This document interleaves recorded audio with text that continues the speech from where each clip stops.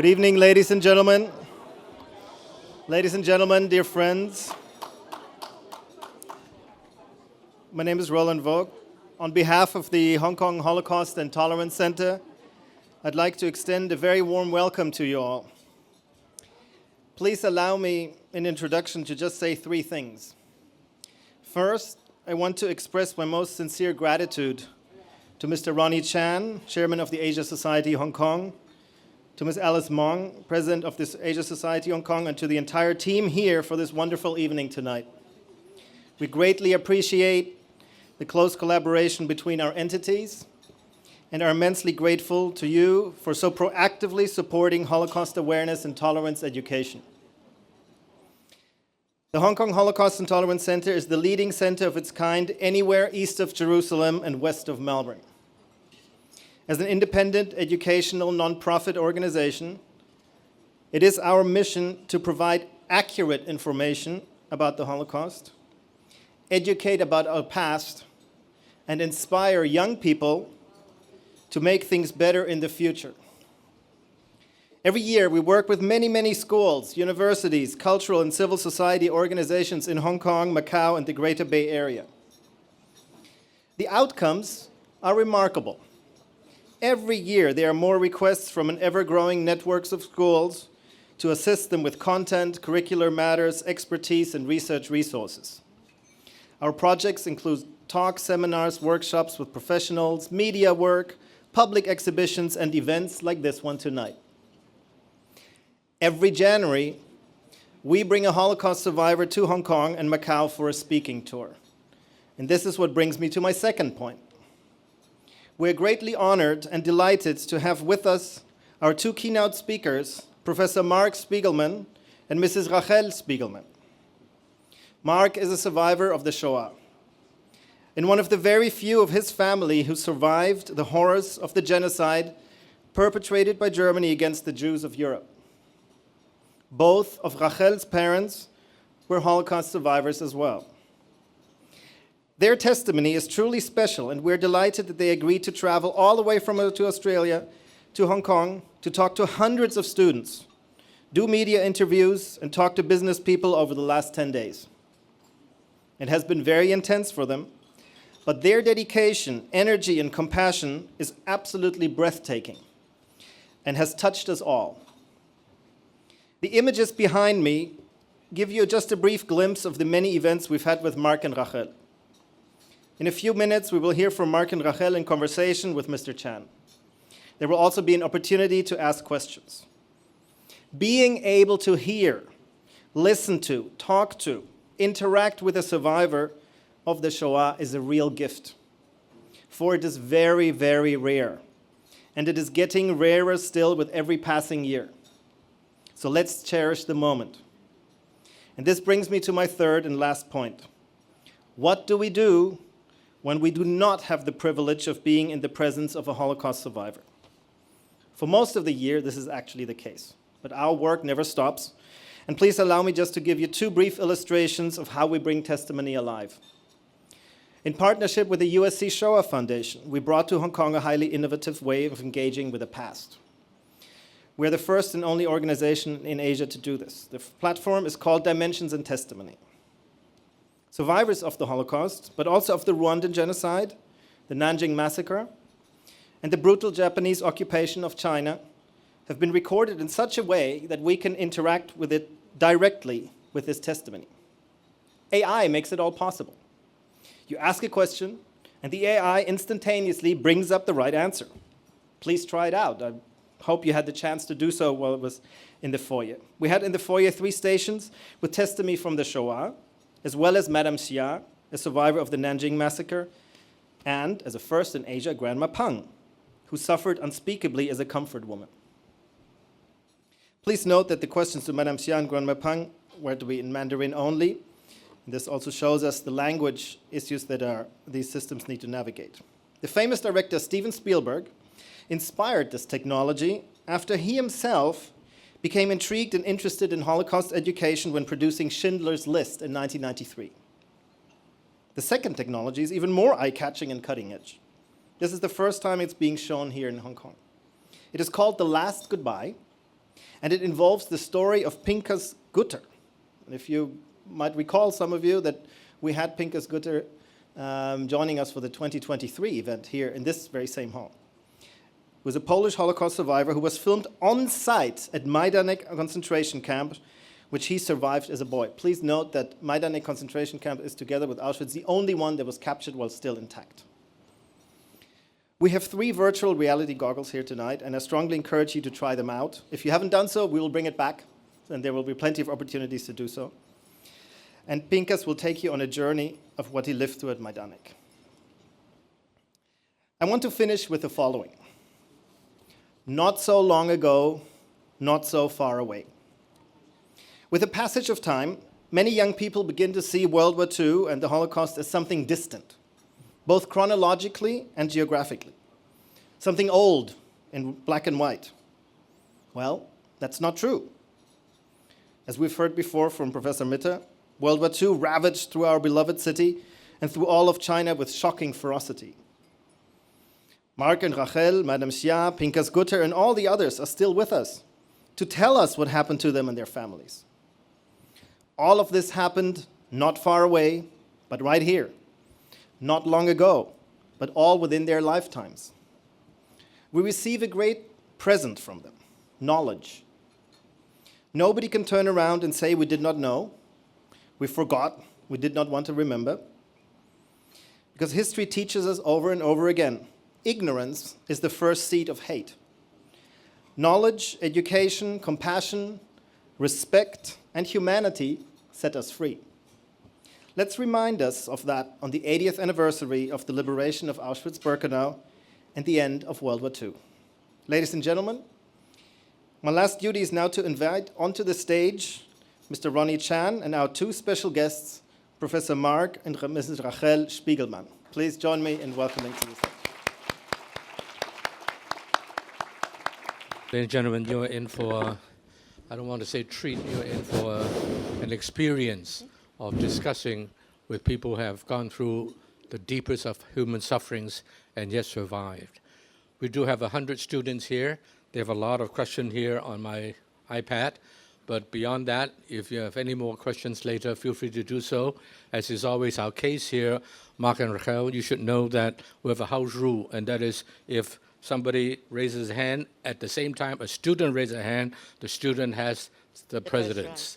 You agree? Good. We are in the same line. Mark, you told me that you haven't been to Hong Kong for now 5 years before COVID. Welcome back. You have talked to a lot of students here. How do they differ from the student anywhere? You enjoy your experience here? Tell us about it. Yes, I must tell you, I enjoyed Hong Kong very much, but the most enjoyable thing was interacting with your students. They're not only polite, they actually listen to me. And they ask questions. And what impressed me was they asked questions which were relevant, intelligent, and even more important, they'd ask questions about what I'd said. In other words, they actually listened. And I've had students, spoken to students all over the world, America, Europe, Israel, Australia. I found the students here today among the best and most intelligent students I've dealt with, and I want to congratulate all you parents who've raised good students, and please don't let the students hear this because they'll get swell-headed.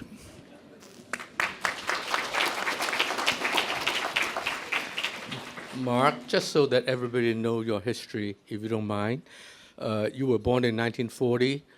That was already at the height of the Nazi terrible Holocaust. And tell us just in 2 or 3 minutes, 3 or 4 minutes, your growing up, what was it like in those first couple of years, and how, and what did you do after the end of the war? 2 or 3 minutes, wow. Take 5. 84 years. Just the first part. I was born in 1940 to Jewish parents, and in Poland? In Poland, in a little town called Będzin, 60,000 people, 30,000 Jewish people, 30,000 Christians. My parents made a big mistake on my birth. They gave me the covenant with Abraham, which is the Jewish boys in the first week of life have a circumcision, which not a good idea in German-occupied Poland, because the Germans were determined to wipe the Jews off the face of the earth. How do you tell a Jewish boy in Poland in 1940? You pull his pants down. If he's circumcised, he's Jewish. Therefore, believe it or not, I spent the next 5 years of my life as one of the most beautiful girls you will ever see. What's your name? It's not Mark. So did they give you a new name? Look, I don't know. You don't I know? don't remember. I'm sure my parents just called me Mark, but Not in public. The most beautiful young girl, blonde-headed, blue-eyed. I had long blonde hair and blue eyes. That's one picture of me. That's the little girl there is me. Now, have a look at that picture. Wow. That's me. I- Long is blonde she- hair. Is she pretty? Or is he handsome? And just to show you the tragedy of this period, next to me is my grandfather, Yakov, and my little first cousin, Putzek. Putzek is the only child I ever played with until the age of 6. Because once we went into hiding from the Germans, I couldn't talk to another child. In fact, I was given instructions. Don't talk, don't cry. If anybody comes to you and starts talking to you or does anything to you, you do one thing or two things. You open your big blue eyes and you smile. Why was that? Because the German propaganda had Jews as short, dark-skinned with dark eyes. So I was not on their radar as a typical Jew. And there are many stories of my survival. A few of them are memories, but they are later in life. But most of my stories of survival depend on my nightmares, the things that wake me at night. Anything that was shocking and life-threatening has remained in here, but it's been subdued. But at night, and all my life I've had these nightmares. I may even have one tonight. They don't disturb me much anymore because I'm used to them. But I wake up, I'm trembling, I'm shaking, I'm sweating, and I've got a memory of something. I'll give you an example. At one stage, my mother and I were foraging for food. She also had blonde hair. And we were caught in a German roundup, which meant the Germans surrounded an area of town, asked for everybody's papers. If you were Jewish, they would put you on a train to Auschwitz and you'd be dead that day. They would gas and burn you. We got caught like that. And my mother was asked for papers. She said, I don't have them, I've forgotten. I said, oh yes, go to this queue. This queue, she noted, had old people, women and children, people without papers. This queue had young people, people with papers. We've come to call it the queue of death and the queue of life. My mother was sent to this queue and she went around to this queue. This enraged the Germans and they started beating us. What's my nightmare? I'm awake. I'm being hit by sticks. And I'm opening my eyes and smiling. And my first thoughts on waking is, in that days it was in Polish, this is ridiculous. Why am I smiling when it hurts? Now, Fortunately, this brought the German officer in charge. Now, this is an evil man. He's not a nice person. He was sending maybe 100 people to their deaths. He asked, "What's going on?" "Oh, this Jewess, she was sent to this queue. She keeps trying to get into this queue." And the German officer looked at me, looked at my mother, and said, "Madam, take your child, your little girl, and go that way, the queue of life. Your daughter reminds me so much of my little daughter back in Germany, and I miss her so much." So I'm here telling you this story because this man, this evil man, loved his daughter. Not because he loved me. He had no compassion for me. And what that should tell us of an important fact about the Shoah, about the Holocaust. People will have you believe the Holocaust was done by crazy psychopaths. The Shoah was done by normal men who are family men and loved their daughters, because psychopaths can't make trains run on time. They can't sustain a factory like Auschwitz. Now, you say to me, Auschwitz wasn't a factory. Yes, it was. Its product were dead, burnt Jews. But in order to get to that final stage, you had to supply fuel, you had to supply gas. Trains had to run on time. Ordinary men were doing this, not psychopaths. So I hope that gives you some explanation as the horrors and the illogicality of the Shoah. Thank you. Raquel, tell us a little about your parents. Your parents were both Holocaust survivors. Yes. What happened to them? Well, do you hear me? Yeah. Yeah. I was born 16 months to a mother who was liberated 16 months beforehand from a concentration camp. I was given the names actually Sarah and Rachel after my two grandmothers who were actually killed in Auschwitz-Birkenau. So I am their memory. My mother was in concentration camps from the age of 16 to the age of 19. It wasn't an extermination camp, but it was a work camp which actually was very difficult. She was walking around in the snow from her barracks to the factory, working on ammunition. She had no shoes. Her feet were wrapped around with newspapers. She had terrible ear infections. And one story I want to tell about it, that she felt that she can't live anymore with that infection, and she went to the infirmary. There was an infirmary not far from her barracks. She walked in there and asked the nurse, who happened to be from her hometown, she was a Polish woman, and she asked her, "Could I be admitted? I can't stand anymore. I've got pus in my ears. Could you help me?" And that Polish nurse looked at her and she said, "Bella, you can't stay here. I'll give you some medication.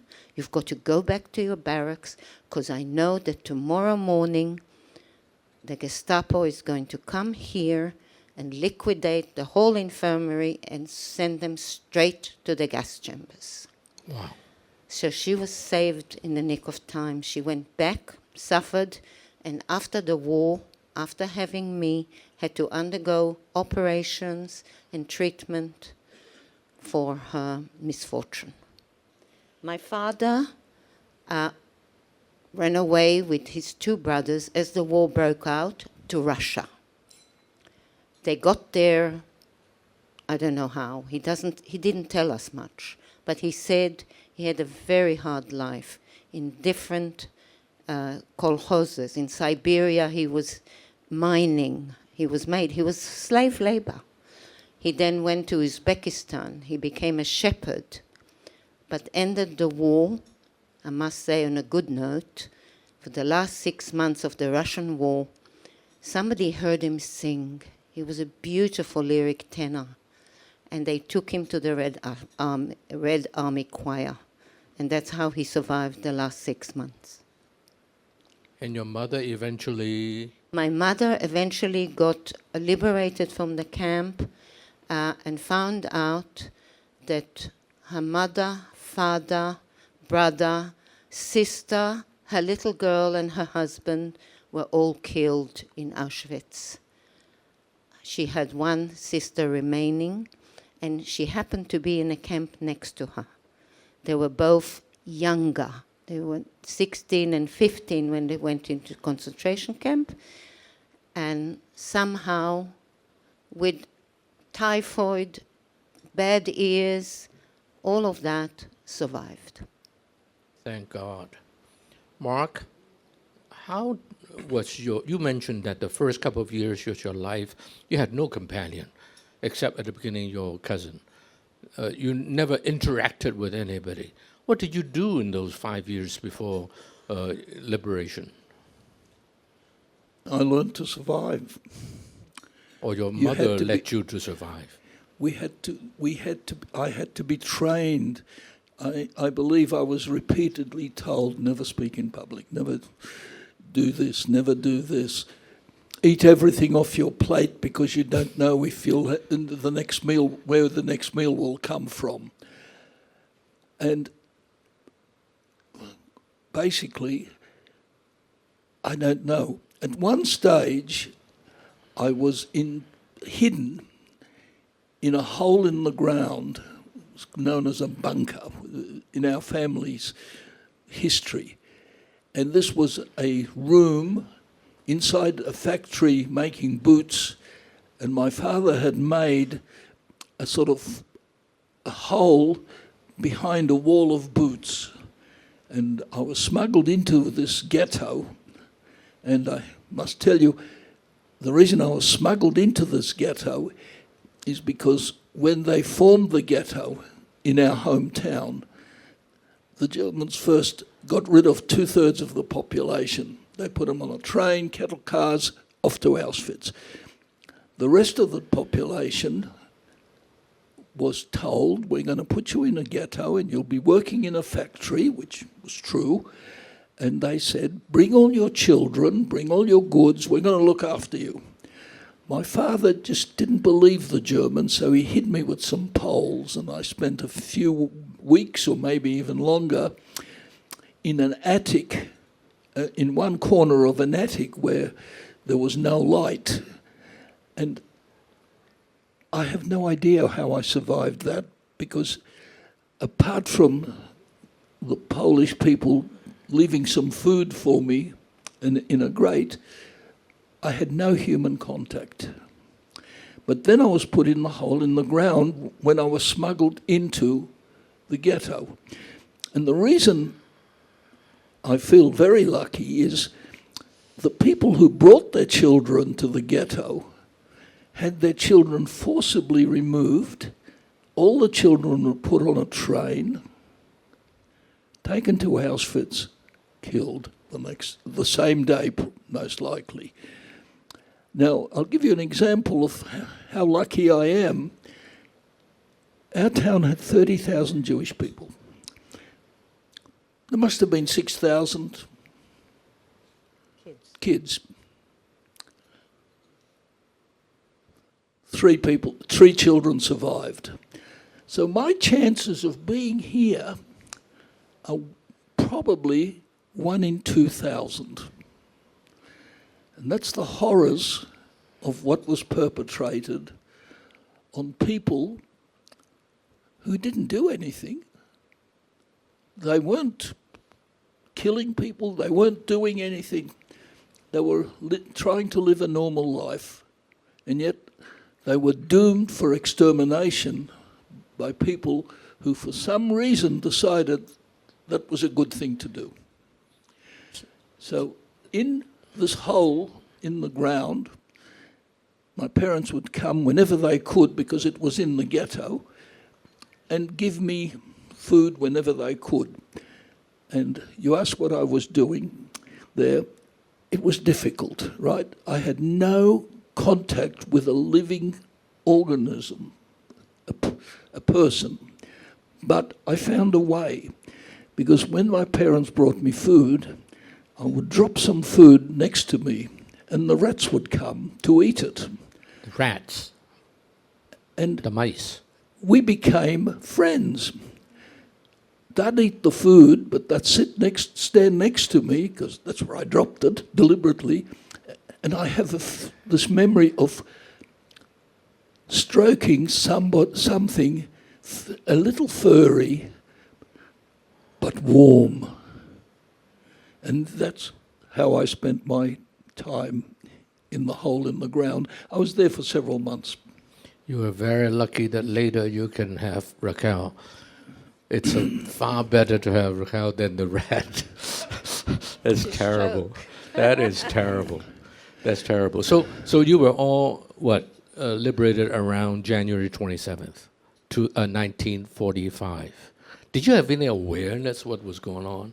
Well, in January 27th, and I must tell you, ladies and gentlemen, and please don't listen, it's the most important day of my life till I met Rahel. But don't tell her I said that. I'll tell her. On that day, we were hiding in a farm very close to Auschwitz. My crazy parents, who'd spent 4 years doing all sorts of things to survive, decided that the best way to end the war was to find a farm as close to Auschwitz as possible. They later said, we decided that if prisoners escaped from Auschwitz, the Germans wouldn't look for them right next to Auschwitz, they'd expect them to run away further. It worked. So a little girl is fast asleep, and it's the 27th of January. That's you. 45. Yes, well, I was still a girl, you see, the war was on.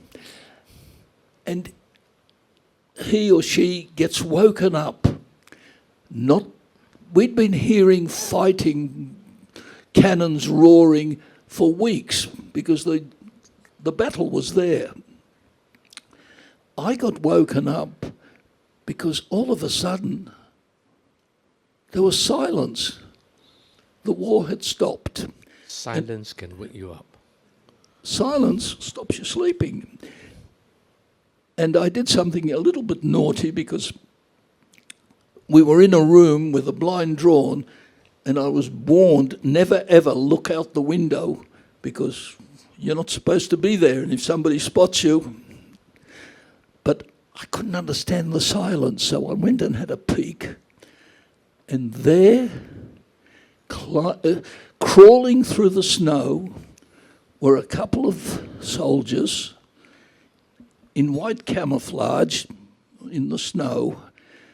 But I looked at the guns. Now, I was 5, and I recognized, for some unknown reason, that those guns were not German guns, but Russian guns. And I knew my war was over. My battles just began, but the war was over. That was the greatest day of my life, till you know when. Did the Russians treated you guys fairly well? Yes, nobody's asked me that. Yes. 2 days or 3 days after the Russians came, a tank and 2 jeeps pulled up in front of a farmhouse, and they said, "Where are the Jews?" Okay. They said, "You're coming with us." We were taken to a big tent where there was a huge man. He was probably this tall, but I was this tall, so he looked big. He was my size. No, Big. shorter. He had a fur coat on, and he said to my parents, he said, "Is this the Jewish child?" My father said, "Yes." So the guy ran up to me, grabbed me, and started kissing me. And I remember looking over my father's shoulder and saying, "What the hell? What's this guy doing?" What he was saying in Russian, I was told later, he was saying, "For 1,000 days and 1,000 kilometers, I've taken my troops across Europe. My wife begged me. She was Jewish. She said, 'Find me a Jewish child for our children to play.' And after 1,000 days and 1,000 miles, you're the child." Wow.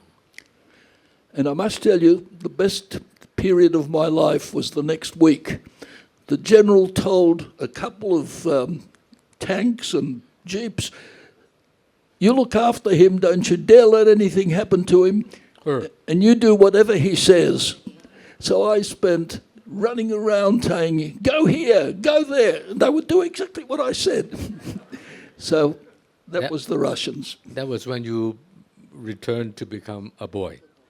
Yes, by then, within a couple of days, I had my hair shorn, and I think they did too good a job, but that's a different story.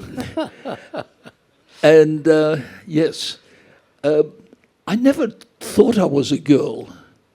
You know, I was a boy. It's just the way they've dressed me, and I got used to it. You survived. And I was told, you have to be like this in order to survive. And here I am. Very good. Now, tell me, you mentioned that the really evil people are actually very normal people. Yes. Does it mean that in every one of us, whom I assume is very normal here, there is something in us that potentially can do damage to others? Well, and why was that the case? it's a question I've been asking all my life. I haven't got an answer. I think the education system is important. Remember, there was anti-Semitism in Germany, but the Jewish population of Germany, for instance, was so long there and so settled in, many of them considered themselves more German than Jewish. But the Nazis took over in 1933, and 7 years later, they had hundreds of young men, and thousands in fact, of young men who were willing to kill children. Remember, when I was born, I wasn't Jewish. I didn't know what I was. I was a blank sheet of paper. And everything that happened to me from that day on became a normal event. So sometimes I'm asked by kids, what sort of childhood did you have? And I tell them, I thought it was normal. Later on, I realized it was abnormal. But these children were educated. No, I'll give you a better example. Do you mind? Please. Yeah. A few weeks after the war, I was told I can go to school. And I was very excited because I was going to see other children. I'd been told you can play with them. I didn't know what that meant, but I went to school. Now, it was a Polish school. There were Polish children. They were my age. And because they were about my age, they had never seen a Jewish child because all the Jewish children were dead. And I get to the school, and at lunchtime, I go out in the playground, and I'm surrounded by these Polish kids who are hitting me. And they're telling me, "You Jew, you started the war." And I'm looking at them and saying, "But I wasn't even born when the war started." Didn't matter. And they said, "You killed Jesus Christ." Now, how could these Polish children say this to me, a Jewish child who they'd never heard of or met? It's because their early education was by teachers who were teaching them a German syllabus. And part of that syllabus was Jew hatred.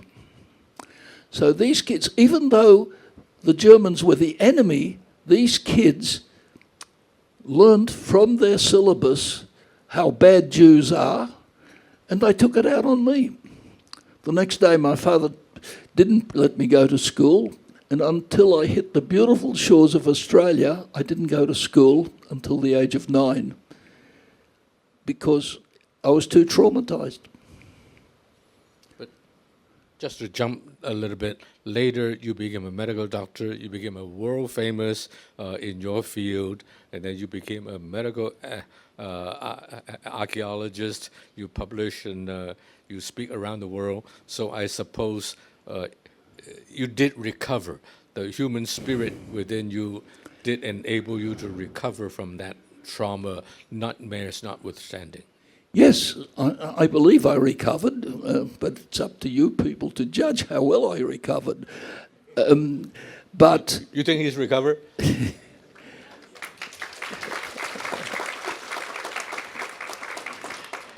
but Raquel, it it's took partly because of time, you, okay? and I must say I had a lot of help. Okay, then let me come back to the terrible question, and both of you can answer this one. It seems that what you say is education really shapes the thinking of the people. And hence, when you sow prejudice into people, children grew up with seriously warped prejudice. Is this still happening today? 80 years later, has it gotten better? What can we do to make sure that it doesn't worsen or indeed improve? Or if you will, does mankind have hope?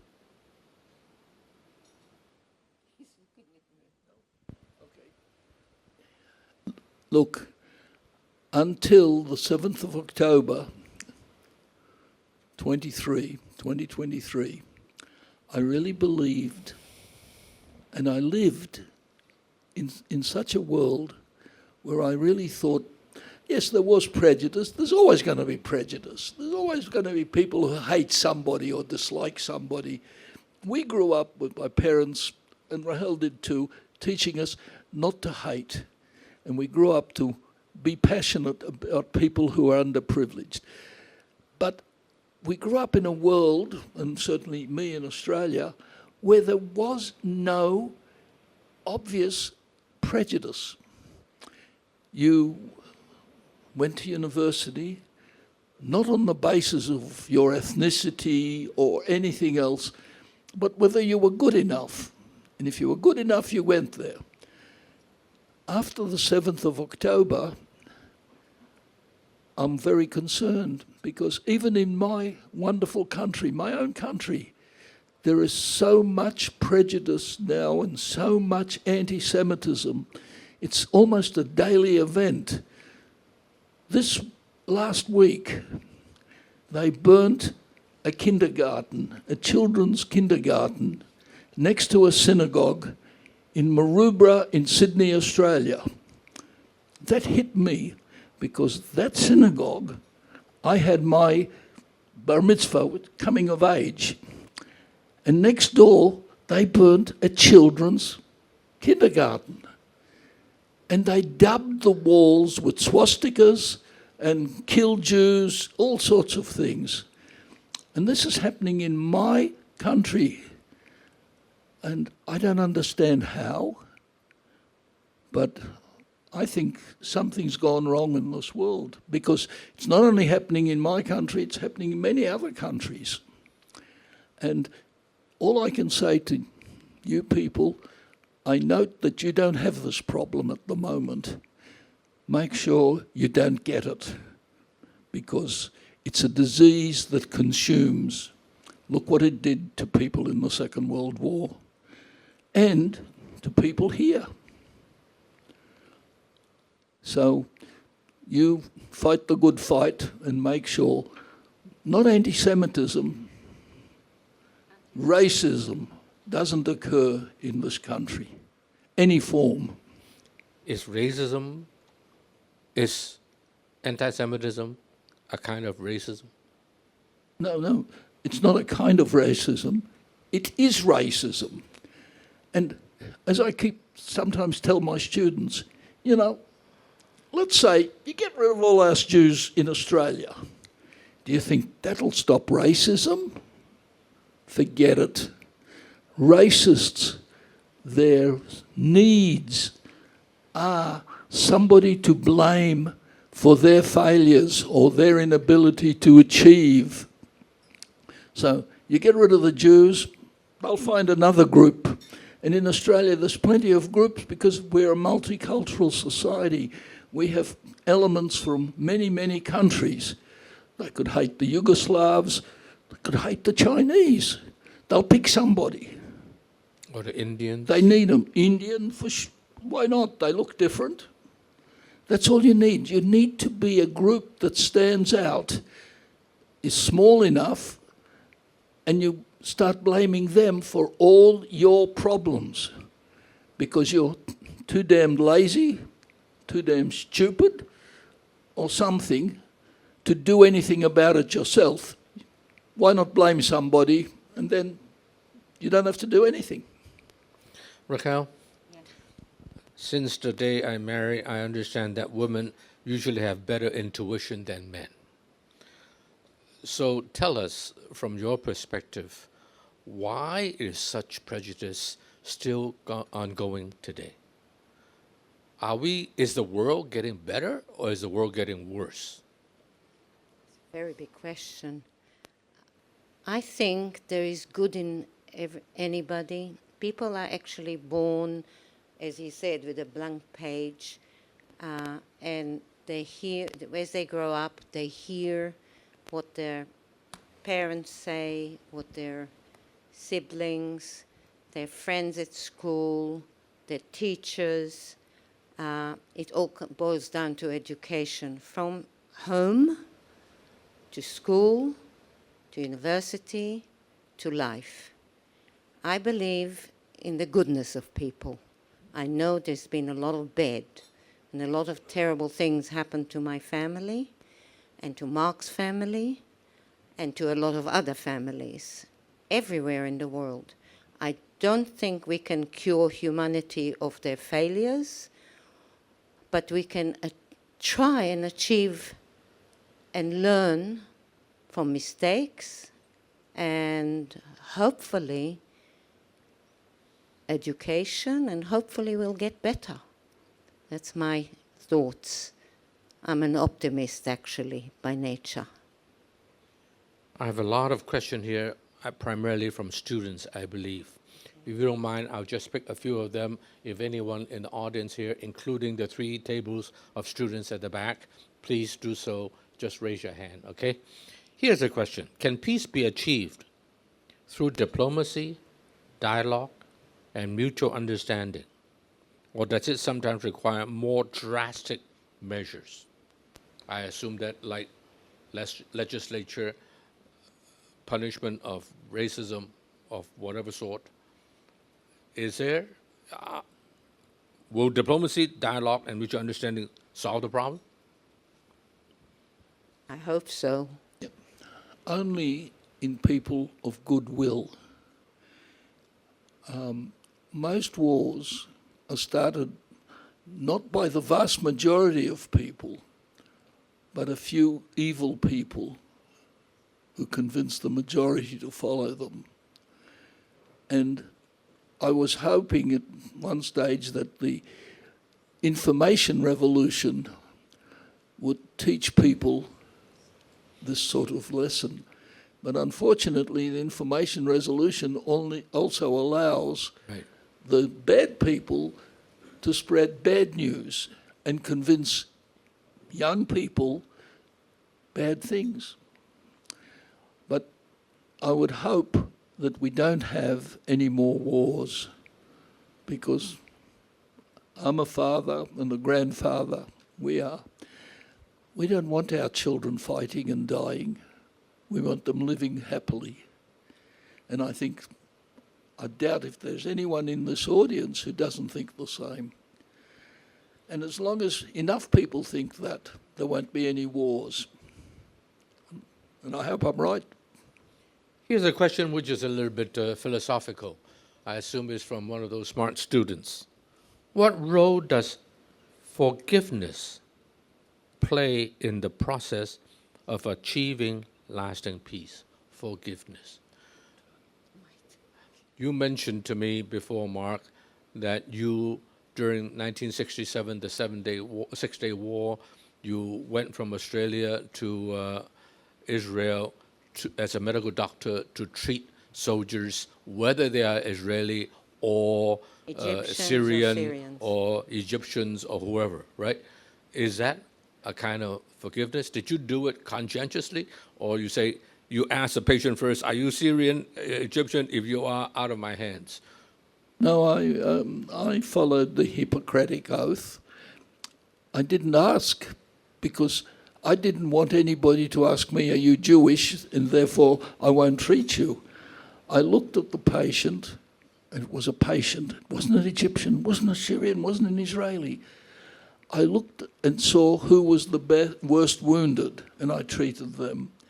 And I'd like to think that most doctors, it should be all, would do the same.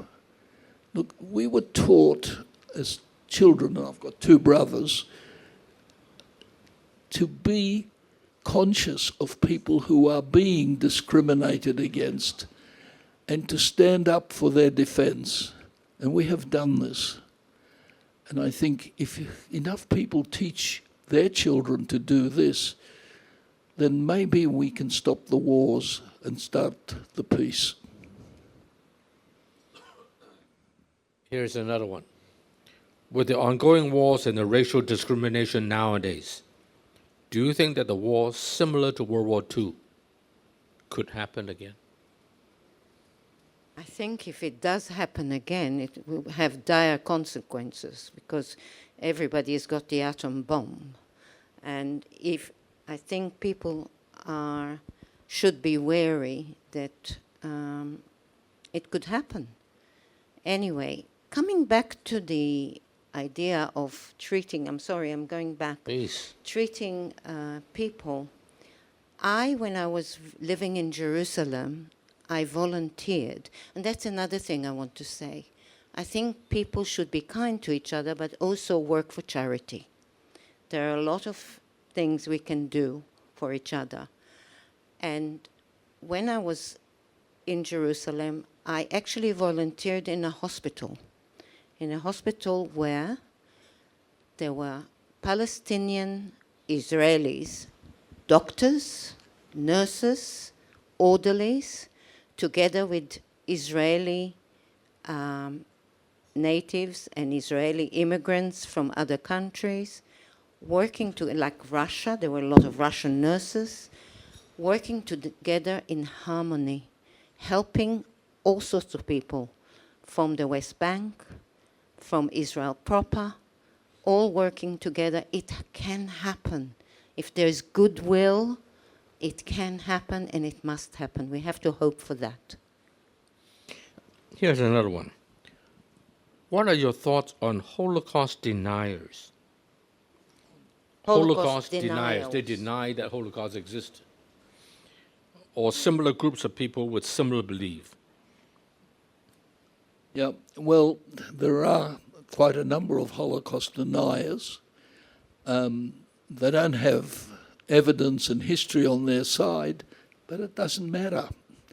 These young people, they may not see the movies of the atrocities that General Eisenhower made his troops take of all the extermination camps. And the only thing I can do about it is to stand up and say, they're not telling the truth. I was there, I saw it. The truth is, the Holocaust did happen. But I fear that, I'm probably the youngest Holocaust survivor with direct memories alive. And I'm not young. What happens when most of the Holocaust survivors die and can't give that message?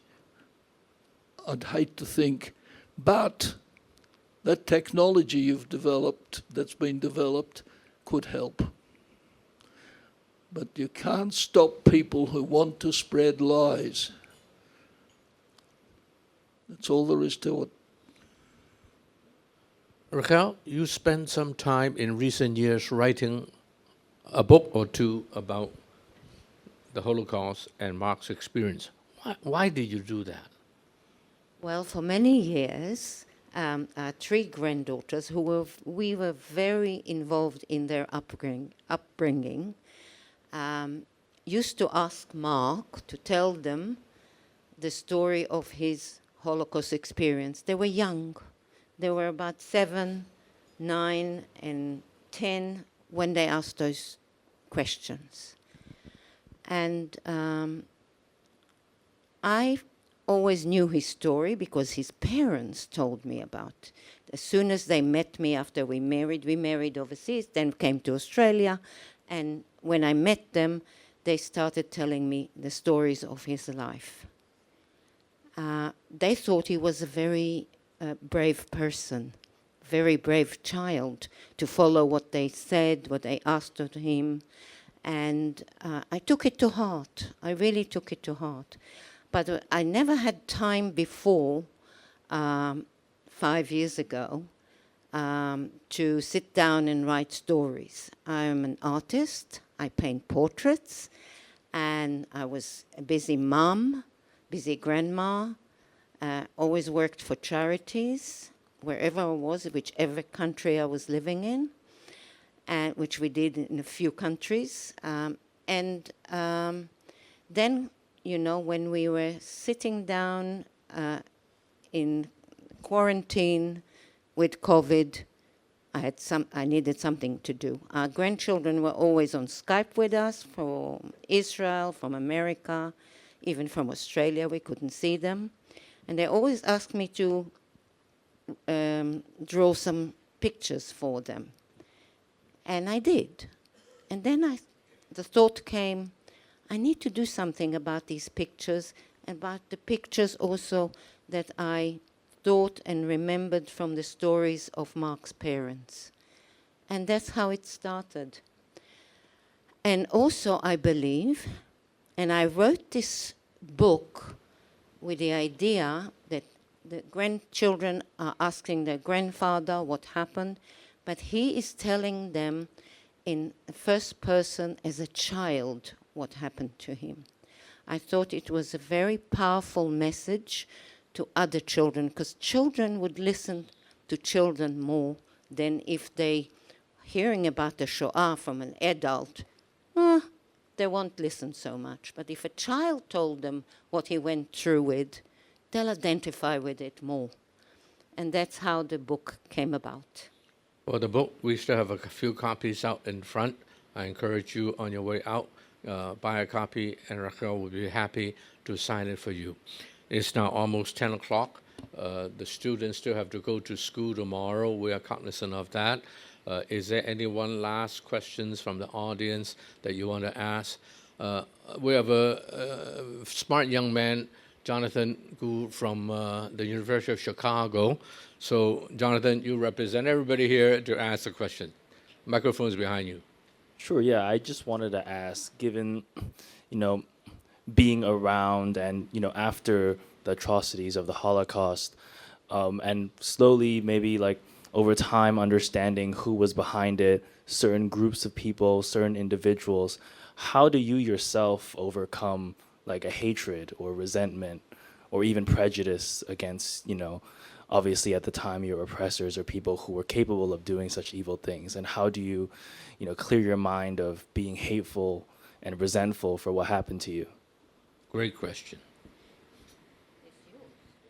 Look, I believe in the biblical saying, the sins of the fathers. I have no hatred for German people. If he was a Nazi and a killer, then I want to have nothing to do with that person. And maybe I don't hate him, but I certainly don't like him. But if he's a child who was born, say, the same time as me, it's not his fault. And so there is no resentment. And I'm proud to say that some of my most successful grant applications and the work I did with German scientists. And if I can boast a little bit, Please. my most successful grant I got from German National Science Foundation, a grant to study something to do with ancient Jericho, and it was given to us, to Israelis, Germans, and Palestinians. For a number of years we worked together, and I still work with them. And they're good scientists, they're good people. I had no problems. We got on very well. We've been on many conferences together. We've published 10 papers together in international journals. So you don't have resentment. If you have resentment, it eats you up. It's bad for you. And, one should hate Germans. Never. If you were an SS man, I don't want to know you.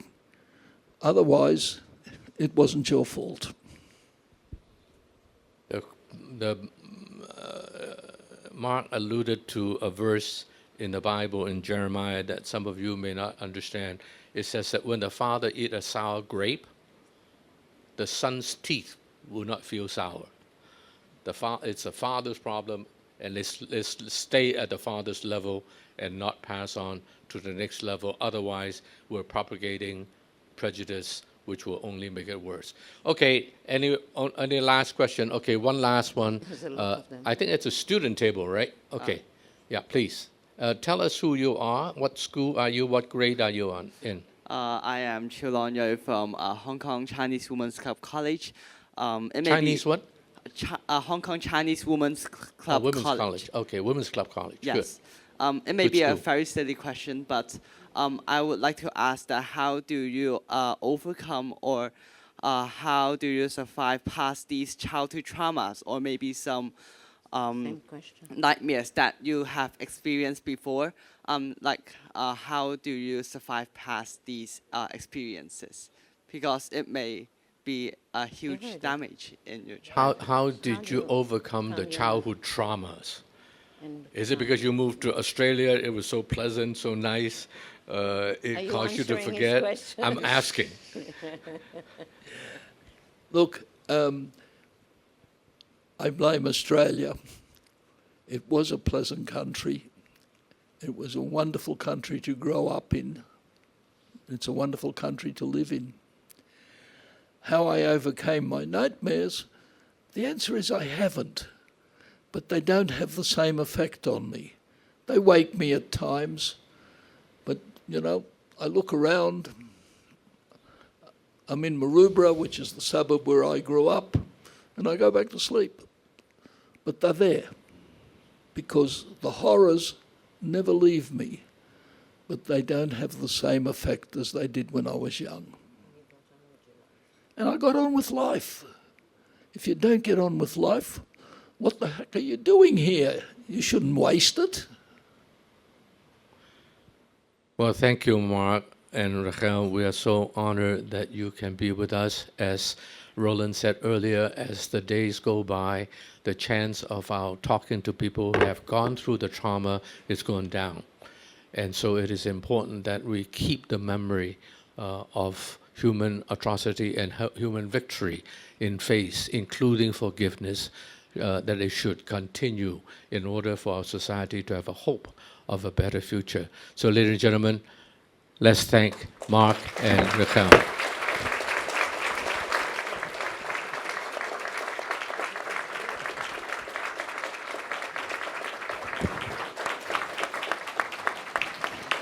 Thank you. Thank you, Ronnie. Thank you, Professor Spigelman and Rahel. By the way, if you get the book, the rat is in the book. So Rahel has kindly consented to sign the book in the back, and we are really grateful for all of you being with us this evening. And I think it's really important that we remember. And tonight, 80th anniversary of this, occasion, and I know they both have been so eloquent in telling their stories. And I'm so delighted that Asia Society Hong Kong, like the Tolerance Center as an educational institution, can be here to do this program. We're going to take some photos, but there was a video I've asked the colleague to show you. As I hear Mark speaking, it's important of education. Somewhere along the way, these Polish kids I was beating up were being taught to hate. So a couple of years ago, we had a video. Those of you who are familiar with the musical South Pacific, one of my favorite songs from that musical was You've Got to Be Carefully Taught. And I just love that movie, and I love that song. So thanks to the help of the Rogers and Hammerstein organization, we were able to kind of play around with the lyrics and change the lyrics. Instead of being taught to hate, with the consent of the Rogers and Hammerstein organization and the help of Tony Award-winning playwright David Henry Wong, we changed the lyrics a little bit. And so we're going to end tonight with this video that was done by a group of young singers here in Hong Kong, an a cappella version.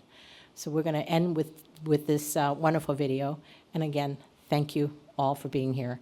And I'm really, really grateful for Asia Society Hong Kong and the Tolerance Center, and for Mark and Rahel for being here. Thank you so much. And have a wonderful evening. And I wanted to wish you a very happy Chinese New Year of the snake. Have a wonderful, healthy New Year's. Thank you and good night.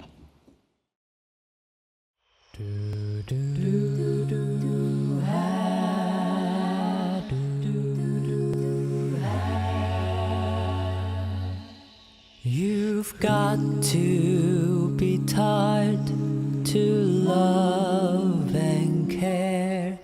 You've got to be taught we share the air. Let's try to remain aware of what's fair. You've got to be carefully taught. You've got to learn not to be afraid of people whose eyes are differently made, and people whose skin is a different shade. You've got to be carefully taught. You've got to be taught before it's too late, before you are 6 or 7 or 8, to love for the people your relatives hate. You've got to be carefully taught. You've got to